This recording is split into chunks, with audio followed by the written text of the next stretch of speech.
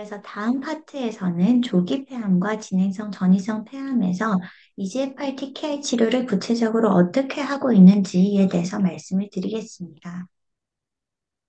먼저 조기 폐암에서 EGFR TKI의 요법들을 살펴보면 제가 아까 말씀드렸다시피 절제가 가능한 분들이 있고 가끔 이제 연세가 너무 많으시거나 폐기능이 안 좋은 경우에는 암은 그렇게 나쁘지 않지만 절제가 어려운 경우들이 있습니다. 절제를 하고 나서 숨을 잘 못 쉬게 되거나 폐기능이 너무 떨어지게 되는 경우에는 항암이나 방사선 요법을 고려하게 되는 경우입니다. 먼저 절제 가능한 부분을 보면 아직까지 수술 전에 선행항암요법으로 표적 치료를 하지는 않습니다. 이것은 허가도 되어 있지 않고 보험되는 약제가 없습니다. 이에 비해서 수술을 하고 나서 우리가 보조적으로 오시멀티닙이라고 하는 약을 EGFR 엑손 19 딜리션이 있거나 L858R이 있는 경우에 3년 동안 쓸 수 있습니다. 다만 아직까지 보험이 되지 않아서 경제적인 부담이 꽤 있습니다.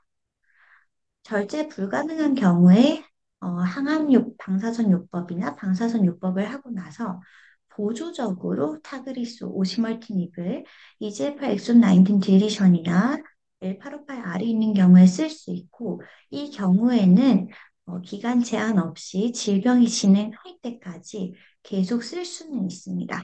다만 이것도 보험이 되지 않아서 비용적인 부담이 꽤 있습니다. 다음으로 말씀드릴 부분은 EGFR 양성, 진행성, 전이성 폐암에서의 1차 치료에 대해서 말씀을 드리려고 합니다. 이 경우에 이제 3세대 EGFR TKI 반동만 쓰는 경우에는 보험이 가능하고 여기는 오시멀티닙과 레이저티닙 둘 다 쓸 수 있습니다. 이에 비해서 이후에 오시멀티닙과 항암제를 병용하는 요법, 그리고 레이저티닙과 아미반 탄압을 병용하는 요법, 그리고 아미반 탄압과 항암제를 병용하는 요법들이 있는데 이 요법들은 아직까지 보험이 되지는 않습니다. 마지막으로 항상 말씀드리는 이제 임상시험에 대한 수요가 조금 있을 것 같습니다. 그래서 EGFR 돌연변이가 있는 진행성 전이성 폐암으로 진단받은 경우에는 크게 이 세 가지 요법으로 저희가 치료를 한다고 생각을 하시면 되겠고, 이에 대한 각각의 결과들을 제가 조금 더 보여드리겠습니다. 먼저 EGFR 돌연변이가 있는 비소세포 폐암 환자는 그러면 항암 치료는 잘 듣지는 않는 걸까에 대해서 이전에 임상시험이 진행이 되었습니다. 아이패스라고 있는 임상시험이고요. 대상자는 이전에 치료받지 않았던 3기 B 혹은 4기 폐암 환자에서 제피티닙이라고 하는 1세대 EGFR TKI와 카보플라틴 그리고 파클리탁스이라고 하는 항암제 병용요법 두 가지를 비교를 해보았습니다. 보시면 EGFR 돌연변이가 있는 경우에는 제피티닙이 성적이 훨씬 더 좋습니다. 이 그래프를 보는 방법은 가로축은 개월수이고요. 세로축은 이제 얼마나 많이 살아있는가입니다. 처음에 시작할 때는 모든 환자들이 살아있기 때문에 100% 1.0이고 이제 갈수록 시간이 지날수록 이제 진행하거나 혹은 이제 사망하시는 경우에는 이렇게 떨어지게 됩니다. 그래서 보시면은 제비티닙의 경우에는 카보플라틴, 파클리탁스의 병용요법에 비해서 그래프가 떨어지는 기울기가 더 완만하고 0.5를 보면은 우리가 그 무진행 생존 중앙값을 알 수가 있는데 대략적으로 봤을 때 8개월에서 12개월 사이라고 생각을 할 수 있겠습니다. 그리고 이때 비교를 해보면 제피티닙 대 카보플라틴 파클리삭스를 비교해 보면은 상대적 위험도는 0.48인데 이 말은 제피티닙을 썼을 경우에는 카보플라틴과 파클리탁스를 썼을 때보다 그 위험도를 52% 낮췄다는 뜻입니다. 그리고 이 그래프는 지금 무진행 생존에 대한 그래프이므로 무진행 생존에 대한 위험도를 52% 낮췄다고 생각을 하시면 되겠습니다. 반면 EGFR 돌연변이가 없는 경우에는 그러면은 우리가 EGFR TKI를 쓰면 안 되느냐라고 생각을 하실 수도 있겠습니다. 이에 대해서도 같은 임상시험에서 확인을 하였고 EGFR 돌연변이가 없는 경우에는 제피티닙보다는 카보플라틴과 파클리탁셀의 성적이 훨씬 더 좋습니다. 그렇지만 보시면 아시겠지만 이제 가로축이 24개월로 똑같은 상황에서 EGFR 돌연변이가 있는 경우에는 이 제피티닙이 효과가 더 좋은 반면에 EGFR 돌연변이가 없는 경우 카보플라틴의 효과는 거의 비슷한 것으로 보이고 제피티닙의 효과가 훨씬 더 떨어집니다. 그래서 이제 환자분들께서 EGFR 돌연변이가 없는데 내가 이 TKI를 쓰면 어떻겠느냐라고 질문을 주시는 분들이 계시는데 그보다는 항암제 효과가 훨씬 더 좋을 것으로 생각이 되어서 저희가 항암제를 더 추천을 드립니다.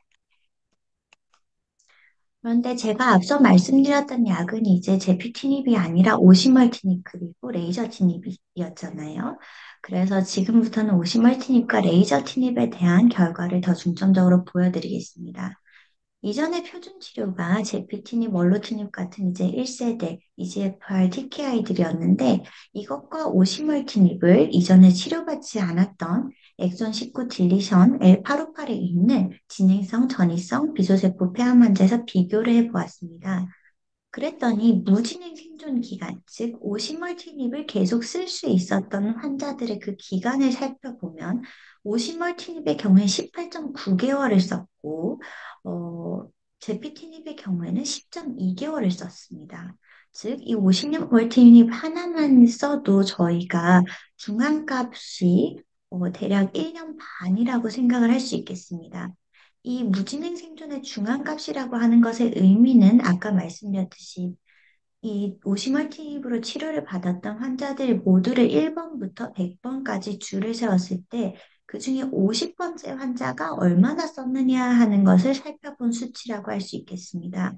그래서 우리가 대략적으로 1년 반 정도 쓸 수 있겠구나라고 생각은 하지만 환자분들마다 그런 어떤 암이 진행된 양상이나 혹은 전체적인 신체적인 그런 퍼포먼스들이 달라서 그래서 이것이 딱 1년 반만 쓸 수 있다 이렇게 생각하기는 어렵습니다. 암이 너무 많이 진행된 경우에는 이보다 훨씬 짧을 수가 있겠고 암이 많지 않으면서 신체적으로 체력이 괜찮으신 분들은 좀 더 오래 쓸 수도 있겠구나 이렇게 생각을 해주시면 좋겠습니다. 아까 살펴봤던 상대적인 위험비를 보면은 0.46이어서 오시멀티닙을 썼을 때 1세대 EGFR TKI를 썼을 때보다 위험도가 54% 줄어든다고 생각을 하시면 되겠습니다. 그리고 이 그래프는 무진행 생존에 대한 그래프인데 이 그래프는 전체 생존에 대한 그래프입니다. 무진행 생존의 경우에는 진단받고부터 오시멀티닙을 쓰고 나서 오시멀티닙을 썼는데도 불구하고 암이 진행한 그 재발 시점, 재발 혹은 진행 시점까지를 본다면 이 전체 생존의 경우에는 진단 시부터 사망 시까지 모두 확인을 하게 됩니다. 그래서 진단 시부터 사망 시까지도 확인을 해보면 오시멀티닙이 1세대 EGFR TKI에 비해서 유의하게 생존이 증가한 것을 볼 수 있었고 전체 생존 기간은 중앙값 38.6개월로 약 3년 이상이라고 보면 되겠습니다. 1세대 EGFR TKI를 쓴 경우에도 31.8개월로 그렇게 적지는 않습니다.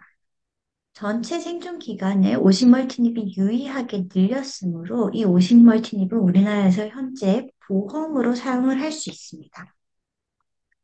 또 다른 약인 렉나자, 레이저티닙도 우리나라에서 보험이 되는데요. 지금 이 그래프 역시 오시멀티닙과 비교한 것이 아니고 1세대 EGFR TKI인 제피티닙과 비교한 그래프입니다. 확인하시면 레이저티닙의 경우에는 20.6개월, 제피티닙의 경우엔 9.7개월 무진행 생존 중앙값으로 레이저티닙이 더 유의하게 긴 것을 알 수 있습니다. 전체 생존의 경우 레이저티닙은 제피티닙과 확인했을 때 중앙값에 둘 다 도달하지 못하긴 하였고 위험도는 0.74이지만 유의하지는 않았습니다. 레이저티닙은 현재 우리나라에서 보험이 됩니다. 그리고 오시멀티닙과 레이저티닙의 경우에는 뇌전이가 있는 환자에서도 효과가 있습니다. 저희가 사기 폐암 환자분들 중에서 20% 정도는 처음부터 뇌 전이가 있는 채로 발견되는 경우가 많습니다. 그리고 뇌 전이가 있는 경우에는 예후가 상대적으로 좋지 않습니다. 그런데 살펴보시면 뇌전이가 있는 환자에서 오시멀티닙 치료를 했을 때 이전에 EGFR TKI 치료를 했을 때보다 훨씬 더 유의하게 생존이 좋아짐을 알 수가 있었습니다. 이는 뇌전이가 없는 환자에서와 마찬가지로 오시멀티닙이 뇌전이가 있는 경우에도 효과적이라는 것을 시사합니다. 레이저 티닙의 데이터에서도 마찬가지로 뇌전이가 있을 때도 1세대 EGFR TKI에 비해서 그 생존이 훨씬 더 좋음을 확인할 수가 있었습니다. 그래서 나는 뇌전이가 있는데 그래도 치료가 잘 될까요? 하고 물어보시는 환자분들이 계시는데 네, 오시멀티닙과 레이저 티닙 모두 치료가 잘 되는 약입니다. 그런데 이제 오신발 티닙을 썼음에도 불구하고, 혹은 레이저 티닙을 썼음에도 불구하고, 암이 빠르게 진행되는 환자분들이 드물게 계십니다. 그리고 저희가 생각을 할 때 폐암이 아주 균질하면 좋겠지만, 암이라고 하는 것은 기본적으로 비균질성을 가지고 있습니다. 모든 암세포들이 항암제에 동일하게 반응하지 않습니다. 그래서 저희가 생각했을 때 오시멀티닙에 잘 듣는 암세포들도 있겠지만 잘 듣지 않는 암세포들도 있기 때문에 이런 경우에는 오시멀티닙에 항암 치료를 추가를 하면 더 효과가 좋지 않을까라고 생각이 되었고 그래서 이 플라우라2라고 하는 임상시험이 진행되었습니다. 이 임상시험에서는 이전에 치료받지 않았던 엑손 19 딜리션 L858R이 있는 진행성 전이성 비소세포 폐암 환자에서 오시멀티닙 단독요법과 오시멀티닙과 항암제 병용요법 두 가지를 비교해 보았습니다.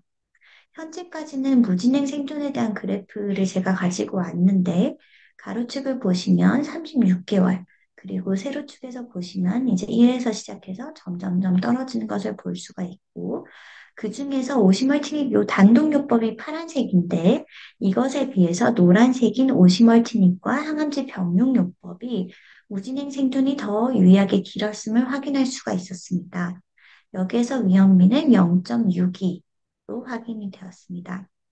오시멀티닙과 항암제 병용요법을 한 경우에는 무진행 생존 기간의 중앙값이 25.5개월로 2년이 넘어가게 됩니다. 이전에 오시멀티닙 단독요법에 대한 플라우라 트라이얼에서는 무진행 생존 기간이 18개월 정도였고 여기에서는 16.7개월 정도로 나타나서 비슷하다고 볼 수 있겠습니다. 다음으로는 이제 레이저 티닙의 병용요법인데, 레이저 티닙 같은 경우에는 항암제와 병용요법을 한 것도 있었지만, 그보다는 아미반타맙이라고 하는 병용요법에 대한 임상시험 결과가 좋게 나왔습니다. 아미반타맙이라고 하는 것은 EGFR과 메트라고 하는 것을 동시에 저해할 수 있는 바이스페시픽 안티바디라고 하는 것이고요. 이 두 가지를 병용을 했을 때 오시멀티닙과 레이저티닙 단독요법과 비교해 본 연구가 마리포사라고 하는 임상시험입니다.